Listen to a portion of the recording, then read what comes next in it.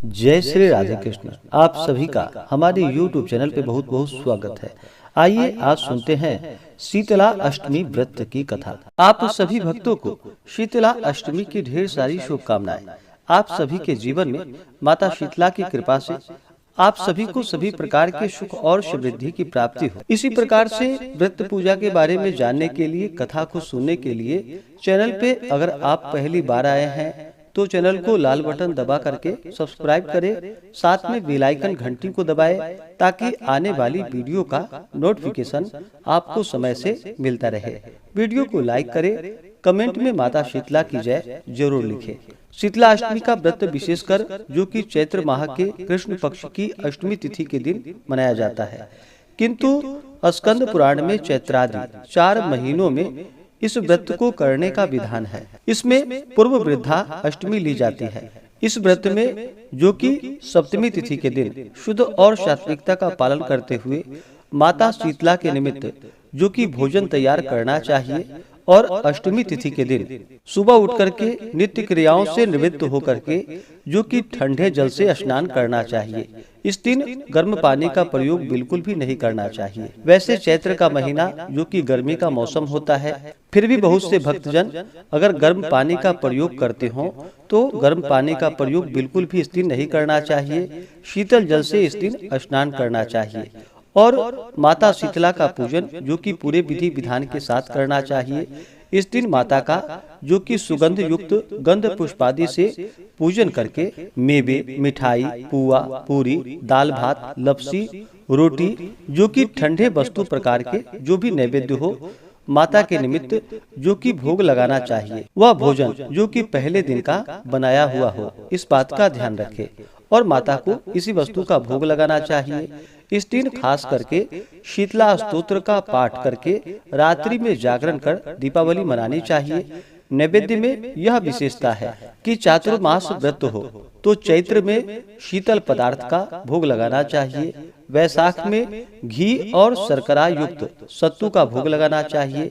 ज्येष्ठ के महीने में पूर्व दिन के बनाए हुए यानी कि पहले दिन के बनाए हुए अपूप पुए और आषाढ़ में घी और शक्कर मिली हुई खीर का नैवेद्य अर्पण करनी चाहिए। इस प्रकार करने से व्रती के कुल में दाह ज्वर, पीत ज्वर, विस्फोटक, दुर्गंध युक्त फोड़े, नेत्रों के समस्त रोग, शीतला की फुंसियों के चिन्ह और शीतला जनित सर्व दोष दूर हो जाते हैं और शीतला माता सदैव संतुष्ट रहती हैं।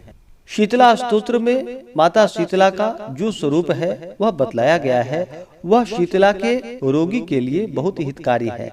उसमें बतलाया गया है कि माता शीतला जो कि दिगंबरा है, गर्दभ पर आरूढ़ रहती हैं, शूप, मार्जनी, झाड़ू और नीम के पत्तों से अलंकृत होती हैं और हाथ में शीतल जल का कलश रखती हैं। वास्तव में शीतला के रोगी के सर्वांग में दाह युक्त फोड़े होने पर वह बिल्कुल नग्न हो जाता है। गर्दभ पिंडी जो कि गधे की लीद की गंध से फोड़े की पीड़ा कम होती है। सूप का काम जो कि अन्न की सफाई आदि करने और झाड़ू लगाने से बीमारी बढ़ जाती है। अतः इन कामों को सर्वथा बंद रखने के लिए सूप और झाड़ू बीमारी के समीप रखते हैं। नीम के पत्तों से शीतला के फोड़े सड़ नहीं सकते हैं और शीतल जल के कलश का समीप रखना तो आवश्यक होता है। इस कारण से जो भी सच्ची श्रद्धा के साथ सप्तमी तिथि के दिन नियम पालन करके अष्टमी तिथि के दिन व्रत धारण करते हैं, माता शीतला का पूजन करते हैं, इस दिन कलश में जल भर करके माता के निमित्त रखना चाहिए और पूरे विधि विधान के साथ माता का पूजन करना चाहिए। गर्म वस्तु का प्रयोग बिल्कुल भी नहीं करना चाहिए। इस प्रकार व्रत को धारण करने से माता अपने भक्तों के सभी प्रकार के मनोरथों की सिद्धि करती है तथा आरोग्यता की प्राप्ति होती है। तो आइए जानते हैं शीतला अष्टमी व्रत के शुभ मुहूर्त के बारे में। चैत्र मास कृष्ण पक्ष की अष्टमी तिथि प्रारंभ समय जो कि 1 अप्रैल 2024 दिन सोमवार रात्रि 9:11 और अष्टमी तिथि की समाप्ति है 2 अप्रैल 2024 दिन मंगलवार रात्रि 8:10। तो सूर्योदय व्यापनी के अनुसार 2 अप्रैल 2024 दिन मंगलवार को शीतला अष्टमी का व्रत धारण किया जाएगा। बहुत से जगहों पर जो कि शीतला सप्तमी का व्रत किया जाता है और बहुत से जगहों पर शीतला अष्टमी का व्रत किया जाता है। तो सप्तमी तिथि 1 अप्रैल को है और अष्टमी तिथि 2 अप्रैल को है। 1 अप्रैल नियम पालन करके 2 अप्रैल माता का शीतला अष्टमी व्रत धारण करके इस दिन पूरे विधि विधान के साथ माता का पूजन करें। 2 अप्रैल को ब्रह्म मुहूर्त का जो समय है वह समय सुबह 4:38 से सुबह 5:24 तक होगा। सूर्योदय का समय सुबह 5:48 और सूर्यास्त शाम 6:15।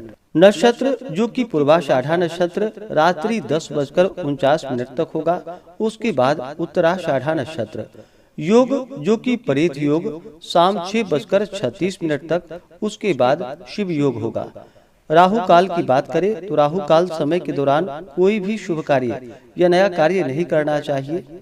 यह लाभप्रद नहीं होता है, इस बात का ध्यान रखें। तो राहु काल का समय 2 अप्रैल को जो कि दोपहर 3:08 से शाम 4:41 तक होगा। जो भी भक्तजन व्रत को धारण करने वाले हैं उन्हें व्रत के दौरान जो कि शुद्ध और सात्विकता का पालन करना चाहिए, ब्रह्मचर्य का पालन करना चाहिए। इस दिन जो कि गर्म भोजन अष्टमी तिथि के दिन नहीं बनानी चाहिए। पहले दिन के बनाए हुए नैवेद्य जो कि माता को अर्पित करनी चाहिए। इस दिन तामसिक वस्तुओं का प्रयोग बिल्कुल भी नहीं करना चाहिए और पूर्ण विधि विधान के साथ माता का पूजन करना चाहिए। शीतला स्तोत्र आदि का पाठ या श्रवण करना चाहिए। इससे माता शीतला अपने भक्तों के ऊपर अति प्रसन्न होती हैं। तो आइए सुनते हैं शीतला अष्टमी व्रत की कथा। तो बोलिए प्रेम से शीतला माता की जय। बहुत समय पहले की बात है कि एक बार माता शीतला ने विचार किया कि चलो मैं धरती पर चलती हूँ और वहाँ जाकर देखती हूँ कि आखिर मेरा पूजन कौन कौन करता है। यह सोचकर शीतला माता धरती पर आ गई और शीतला माता डुंगरी गांव में पहुंची। वहां पर पहुंचने के बाद शीतला माता ने देखा कि यहाँ पर तो मेरा मंदिर ही नहीं है और कोई भी मेरी पूजा नहीं करता है। वह पूरे गांव में घूम घूम कर देखने लगी। वह एक घर के सामने से निकल रही थी। तभी अचानक उनके ऊपर किसी ने उबले हुए चावल का पानी फेंक दिया।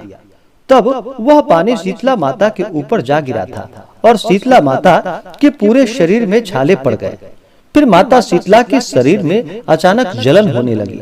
वह पूरे गांव में चिल्लाने लगी कि मैं जल गई हूँ, मुझे बचाओ। लेकिन किसी ने शीतला माता की पुकार नहीं सुनी और वह चिल्लाती हुई एक कुम्हारन के घर के सामने पहुंची।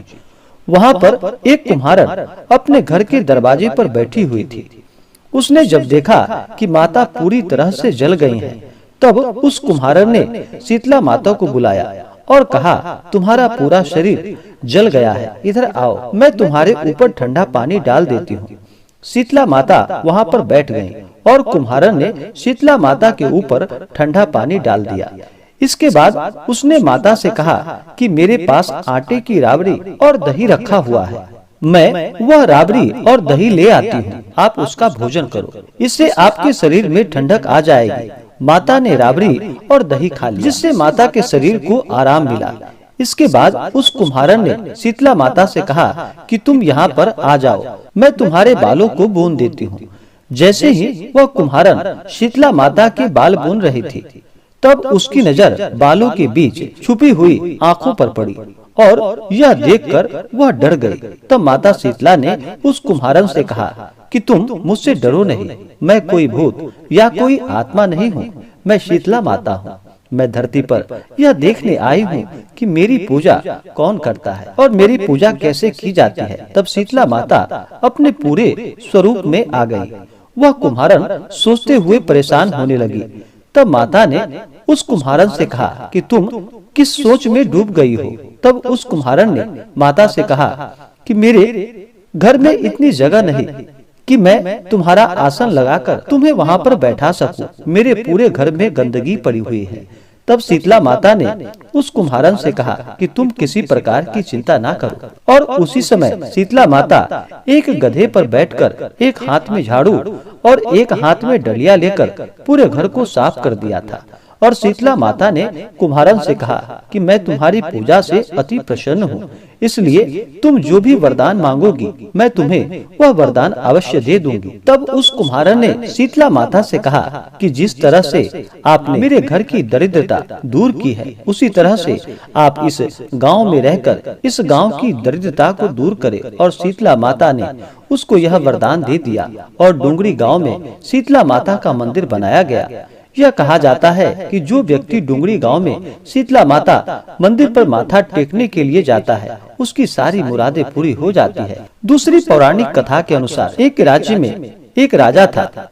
उसका एक ही बेटा था। उसे चेचक यानी कि शीतला निकल आया था। उसी राज्य के एक गरीब परिवार के बेटे को भी शीतला निकली हुई थी। वह परिवार माँ भगवती की पूजा करता था। उस परिवार ने शीतला के समय जिन भी नियमों का पालन किया जाता था, उन सब का ध्यान रखा। घर में बिना छौंक की सब्जी बनती थी।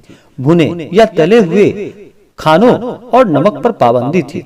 घर के सभी लोग ठंडा खाना ही खाते थे। ऐसा कुछ दिन तक चला और उस परिवार का बेटा स्वस्थ हो गया। दूसरी ओर राजा के बेटे का रोग ठीक नहीं हो रहा था। राजा ने शतचंडी यज्ञ पाठ शुरू करवाया। रोज गरम स्वादिष्ट भोजन बनते थे। भुने और तले हुए भोजन खाया जाता था। मांस भी बनाया जाता था। राजा का बेटा जो भी जिद करता था वह पूरा कर दिया जाता था। इसके कारण राजा के बेटे के शरीर में फोड़े हो गए थे। उसमें खुजली और जलन होने लगी थी। जो उपाय किया जाता था उसका कोई असर नहीं होता था। शीतला का प्रकोप और बढ़ गया। इन सब से राजा परेशान हो गया। वह सोचने लगा कि आखिर इतने उपाय करने के बाद भी शीतला का प्रकोप शांत क्यों नहीं हो रहा है। राजा के गुप्तचरों ने उसे बताया कि राज्य में एक गरीब परिवार के बेटे को भी शीतला निकल आई थी, लेकिन वह कुछ ही दिनों में स्वस्थ हो गया था। तब राजा ने सोचा कि वह तो माता की इतनी सेवा कर रहा है, फिर भी उनका प्रकोप कम क्यों नहीं हो रहा है, उसका बेटा स्वस्थ क्यों नहीं हो पा रहा है। राजा ये सब बात सोचते सोचते सो गया। उसके स्वप्न में माता शीतला ने उसे दर्शन दिया। राजा से कहा कि वह उसकी सेवा और पूजा से अति प्रसन्न है, लेकिन तुमने शीतला के नियमों को तोड़ा है। इस वजह से शीतला का प्रकोप शांत नहीं हो पा रहा है। इसके लिए तुम खाने में नमक बंद कर दो, बिना छौंक के सब्जी बनाओ, खाने में तेल का प्रयोग ना करो और सभी लोग ठंडा भोजन ही ग्रहण करो। बेटे के पास किसी को मत जाने दो। ऐसा करो, जल्द ही तुम्हारा बेटा स्वस्थ हो जाएगा। अगले दिन से राजा शीतला माता के बताए गए नियमों का पालन करने लगा। देखते ही देखते कुछ ही दिनों में राजा का बेटा स्वस्थ हो गया। इस प्रकार से माता शीतला के कारण, माता शीतला का पूजन करने के कारण, माता शीतला के व्रत का पालन करने के कारण वह स्वस्थ हो गया। इसी प्रकार से जो भी सच्ची श्रद्धा के साथ माता शीतला का पूजन करते हैं, नियमों का पालन करते हैं, माता शीतला की कृपा से उनके सभी दुख और कष्ट दूर हो जाते हैं। तो बोलिए प्रेम से शीतला माता की जय। तो आशा करता हूँ कि यह जानकारी आपको अच्छा लगा हो। ऐसे ही ज्ञानवर्धक जानकारियाँ प्राप्त करने के लिए हमारे इस चैनल को लाल बटन दबा करके सब्सक्राइब करें, साथ में बेल आइकन घंटी दबाएं, ताकि मेरे वीडियो का नोटिफिकेशन आपके पास सबसे पहले पहुंचे। वीडियो को लाइक और अपने मित्रों तथा दोस्तों के साथ शेयर करें। सुखी रहें और स्वस्थ रहें। जय श्री राधे कृष्ण। धन्यवाद।